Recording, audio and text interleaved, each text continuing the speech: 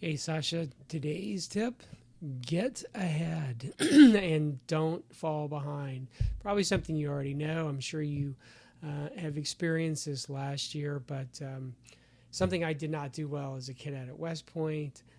Probably didn't do a great job of it at Georgia Tech either, though I got a little bit better.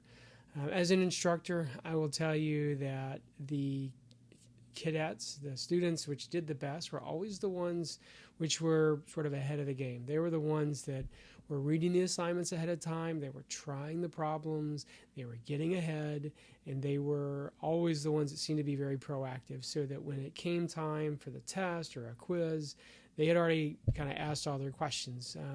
They were the ones that were the most prepared in every class because they seemed to just have a system where on the weekends, instead of catching up, which is what I did as a student, their system would actually be get ahead over the weekends, try to maintain where we're at, and if you sort of end up kind of back where you should be at the end of the week, get back ahead and make sure that you don't fall behind. I'm sure you've experienced this before, that if you get behind in one subject, it just tends to stress you out over other subjects. It does me, creates a little bit of that panic. So as much as possible, try not to procrastinate and lean forward. Spend the first 2 weeks really trying to get ahead on long reading assignments, get ahead on just get things started. A lot of times I've heard it said there's no greater waste of time than the time it takes to get started.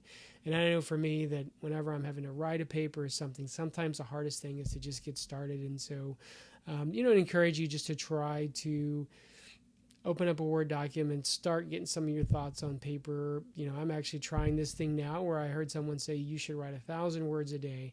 And so in addition to my quiet times, I'm sitting in front of the computer on a Word documents, just sort of typing out 1,000 words a day. And it helps me organize my thoughts. I did it as I was preparing to teach the small group directors and then the men's group also on discipleship. I just kind of kept talking about the same things, but just typing just gave me an opportunity to kind of really rehash my thoughts and stuff. So just encourage you to get started early. And if it's a report or something you have to do, open up that document soon, get some words flowing on there. And then I think it's always easier to edit from there. In the Army, we always call this adjusting from a known point, right? So that first round would go down range. It almost never hit what you were aiming at. It wasn't really intended to, but you would see the explosion, and then you would say, okay, add 50, drop 10, whatever. That tells you how to adjust fire so that then you can sort of track into actually hitting the target. So just my thoughts for today, a little bit of military, a little bit of college all thrown together. Hope you're doing well. Love you. Bye.